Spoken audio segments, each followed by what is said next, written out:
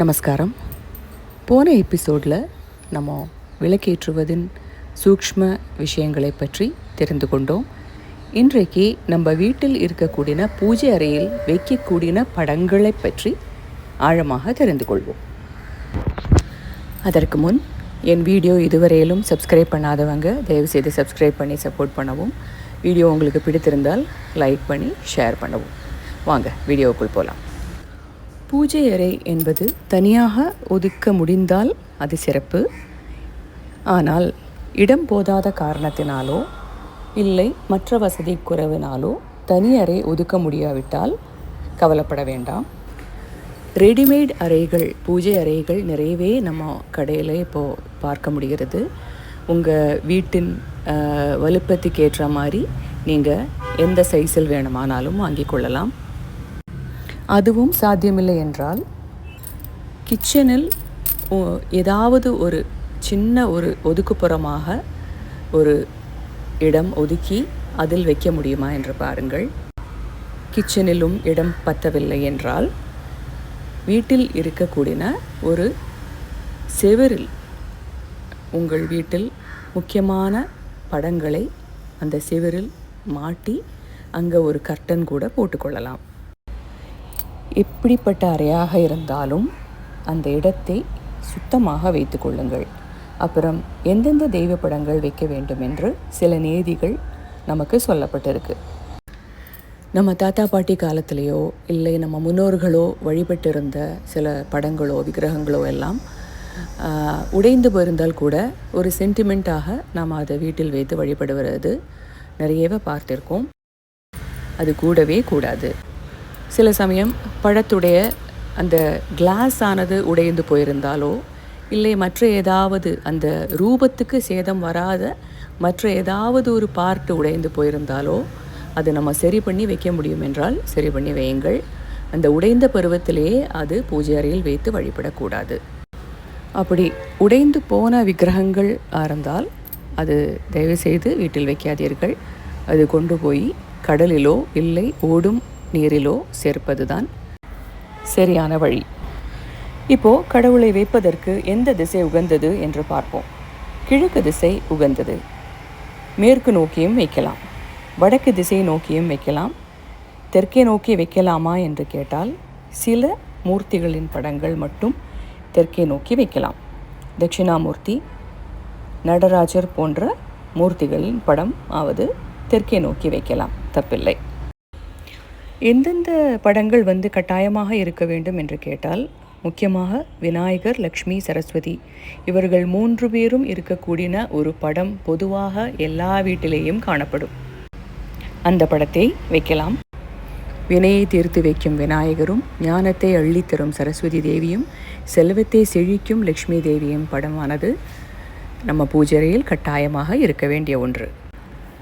அப்புறம் முருகப்பெருமானின் படம், வள்ளி தேவியானையுடன் கூட இருந்த முருகனாக இருந்தாலும் சரி, ராஜ அலங்காரத்தில் இருக்கிற முருகனாக இருந்தாலும் சரி வைப்பது சிறப்பு.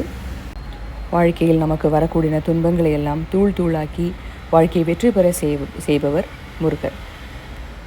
அவரின் படம் வைக்கவும்.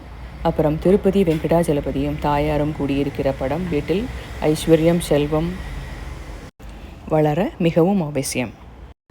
அம்பாளை ரொம்ப பிடிக்கிறவங்க மீனாட்சி, காமாட்சி, திரிபுர சுந்தரி, லலிதாம்பிகை, மாரியம்மன் அப்படி உங்களுக்கு பிடித்த எந்த அம்பாள் படம் வேணுமானாலும் வைத்து வழிபடலாம்.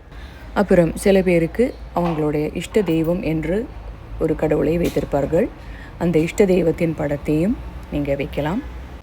இதுவரையிலும் கடவுளின் படங்கள் எதேது வைக்கணும், எப்படி வைக்கணும் என்பதை பற்றி பார்த்தோம்.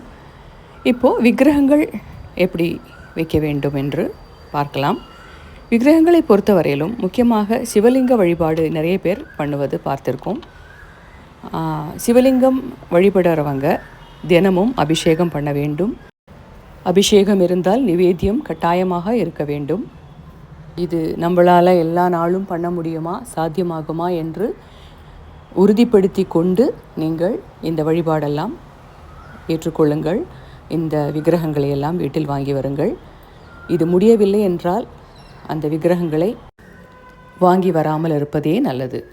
விக்கிரகம் என்று வந்தாலே அதற்கு உரிய வழிபாடு என்ற சில நிபந்தனைகள் இருக்கிறது. அதற்காகத்தான் அந்த காலத்தில் விக்கிரக வழிபாடு கோயிலில் மட்டும் அடங்கி இருந்தது. ஆனால் இப்போதைக்கு எல்லாரும் வீட்டில் கோயிலுக்கு போக முடியாதவர்கள் வீட்டிலேயே பூஜை செய்து கொள்ளுபவர்கள் நிறைய பேர் இருக்கார்கள். அப்படி பண்ணுவதில் எந்த தப்பும் இல்லை. ஆனால் அதற்குண்டான சுத்தபத்தம் கண்டிப்பாக பின்பற்ற வேண்டும். அப்படி விக்கிரகங்கள் வாங்கிறதா இருந்தாலுமே பெரிய விக்கிரகங்கள் வாங்குவதை தவிர்ப்பது நல்லது. முடிந்த வரையிலும் 1 அடி 1.5 அடி வரையிலும் விக்கிரகங்களின் உயரம் இருக்கலாம். அதற்கு மேல் வாங்கி வழிபடுவது அவ்வளவாக சிறப்பான விஷயம் கிடையாது. ஏனெனில் வீட்டில் பலவிதமான தீட்டு தொடுக்குகள் வரலாம் என்பதுதான் முக்கியமான காரணம். கோயில் அளவுக்கு சுத்தமாக நம்ம வீட்டை வைத்திருப்பது என்பது ரொம்பவும் கடினம். இந்த ஒரு காரணத்தினாலேயே விக்கிரகத்தை வீட்டில் வைத்து வழிபடுவது தவிர்ப்பது நல்லது. சரி, ஒரு படமாவது நம்ம வெளியிலிருந்து கடையிலிருந்து வாங்கிட்டு வீட்டுக்கு வரும்போது அது கடவுள் அம்சம் அதில் இருக்குமா என்று கேட்டால் இல்லை. அதற்கு நாம் என்ன பண்ணணும் என்றால் அதுக்கு உயிர் ஊட்ட வேண்டும். அந்த உயிர் ஊட்டுவது என்பது நம்ம பக்தியினாலேயும் நம்ம ஸ்ரத்தையினாலேயும் நம்ம பூஜையினாலேயும் நம்ம பண்ணுகிற ஸ்தோத்திரங்களாலேயும் அதற்கு சில நாட்களில் நம்ம உயிரூட்ட முடியும். படம் வாங்கி வந்த உடனேயே அதை நன்றாக துடைத்து அதற்கு சந்தன குங்குமம் என்பது அணிவித்து அந்த தேவதைக்கு பிடித்தமான வாசனை புஷ்பங்களை போட்டு அந்த தேவதையின் ஸ்தோத்திரங்கள் தினமும் ஒரு 4 வரியாவது படிக்க வேண்டும். இப்படி அந்த தேவதையின் சக்தியானது அந்த படத்தில் ஈர்க்கப்பட்டு நிலைநிறுத்தப்படும். இப்படி உள்ள படங்களில் உயிர் உள்ளதாக நாமளே உணர்வோம். சில நாட்களிலேயே பூஜை அறையில் போய் நம்ம பேசக்கூடிய அளவுக்கு அந்த தேவதையின் கண்களில் உயிரோட்டம் நமக்கு தெரியும். படங்கள் எதேது வைக்கக்கூடாது என்று கேட்டால் உக்ரமான தெய்வங்களான மகிஷாசுர மர்தினியும் ரௌத்ரஸ்வரூபமாக இருக்கும் காளி, சரபேஸ்வரர், உக்ர நரசிம்மமூர்த்தி இவர்கள் படங்கள் வீட்டில் வைக்கக்கூடாது என்று சில பேர் சொல்வதை நாம் கேட்டிருப்போம். ஆனால் அது சரியான முறையில் அந்த சுவாமிகளின் படத்தை வீட்டில் வைத்து வழிபடுவதில் எந்த தப்பும் இல்லை. ஏனெனில் அவர்கள் உக்ரமான உருவம் எதற்காக எடுத்தார்கள் என்று யோசிக்க வேண்டியிருக்கு. தன்னை வழிபடும் பக்தர்களை அவரை துன்புறுத்தக்கூடிய துஷ்ட சக்திகளில் இருந்து காப்பாற்றுவதற்காகத்தான் அவர்கள் அந்த உருவமே எடுத்திருக்கிறார்கள். அதனாலேயே பக்தனை காக்கும் தன்மை உடைய தேவதா ஸ்வரூபங்கள் இவர்கள். இதே மாதிரி ஐயப்ப சுவாமி, ஆஞ்சநேயர் இவர்களெல்லாம் பிரம்மச்சாரிகளாக இருப்பதனால அவர்கள் படத்தை வைக்கக்கூடாது என்று சொல்பவர்கள் இருக்கிறார்கள். ஆனால் அதுவும் கிடையாது. அவர்கள் பிரம்மச்சாரிகளாக இருப்பதனால் தீட்டு தொடங்கு இல்லாத தனி இடமாக உங்களுக்கு பூஜை அறை அமைந்திருந்தால் தாராளமாக இவர்களுடைய படங்களை வைத்து வழிபடலாம். எந்த தவறும் இல்லை. முக்கியமான படம் எது வைக்க வேண்டும் என்று கேட்டால் உங்கள் வீட்டு குலதெய்வத்தின் படம். சில பேருக்கு குலதெய்வம் கல் வடிவத்தில் இருக்கும், மர வடிவத்தில் இருக்கும். அப்படி இருக்கிற பட்சத்தில் முதல்ல மற்ற தெய்வங்களை வழிபடுவதற்கு முன் உங்கள் குலதெய்வத்தை மனசில் நன்றாக தியானம் பண்ணினதுக்கப்புறம் மற்ற தேவதையின் வழிபாடுகள் செய்ய வேண்டும். உங்கள் குலதெய்வத்தின் படம் கிடைக்கிறது என்றால் அந்த படத்தை நடுப்பக்கமாக வைக்க வேண்டும். தவிர்க்க வேண்டிய படங்கள் ஏதென்று கேட்டால் நவக்கிரகங்கள் படங்கள் சாதாரணமாக வீட்டில் வைப்பதில்லை.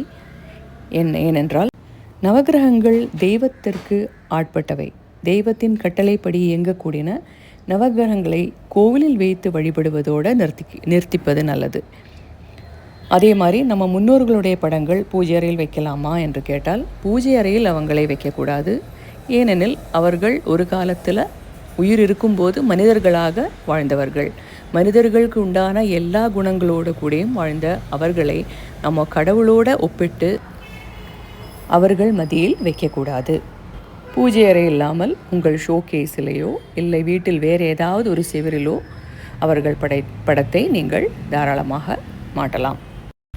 எந்திரங்கள் வைத்து வழிபடலாமா என்று கேட்டால், எந்திரங்களில் அடக்கப்பட்டிருக்கிற தெய்வ சக்தியானது 12 மாதங்கள். அதற்கப்புறம் தெய்வ சக்தி திருப்பியும் அதில் ஏற்றப்பட வேண்டும். அது எல்லாம் நம்ம அன்றாட வாழ்க்கையில் நமக்கு சாத்தியமாகுமா என்று யோசித்து நீங்கள் வாங்கி வழிபடுவது சிறப்பு. உங்களுக்கு அப்படி எந்திரத்தில் சக்தி புதுப்பித்து தரக்கூடிய யாராவது இருந்தால் தாராளமாக செய்யலாம், தப்பில்லை.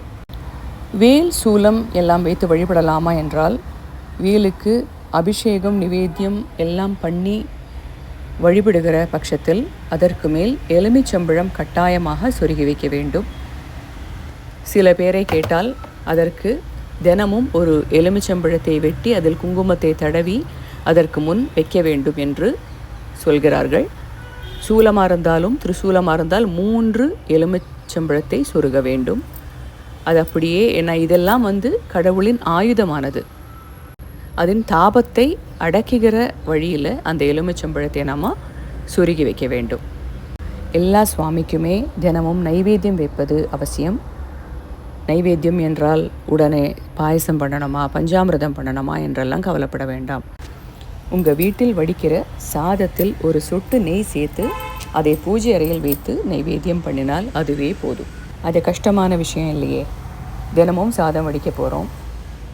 நாம் சாப்பிடுவதை சுவாமிக்கும் சமர்ப்பிக்கிறோம். இதுவரை நான் சொன்ன ஃபோட்டோ எல்லாம் வாங்க முடியாது, இல்லை பராமரிக்க முடியாது என்ற கஷ்டம் இருந்தால் கவலையே வேண்டாம். உங்கள் இஷ்ட தெய்வம் என்று யாராவது இருப்பார் இல்லையா? அந்த இஷ்ட தெய்வத்தின் ஒரு சின்ன ஃபோட்டோவை வாங்கி அதற்கு சந்தன குங்குமம் அணிவித்து தினமும் தூபம் தீபம் காமித்து அதை வழிபட்டாலே போதும். படம் எத்தனை இருக்குது என்பதை விட நம்ம பக்தியும் ஸ்ரத்தையும் தான் முக்கியம். என்ன வந்தாலும் அந்த தெய்வம் நம்மளை காத்து நிற்கும் என்ற நம்பிக்கையோடு வழிபடுங்கள். கண்டிப்பாக உங்கள் வாழ்க்கையில் கடவுள் கூட ஒரு தோழனோ தோழியோ ஆக இருப்பதை நாம் உணரலாம். நன்றி, வணக்கம்.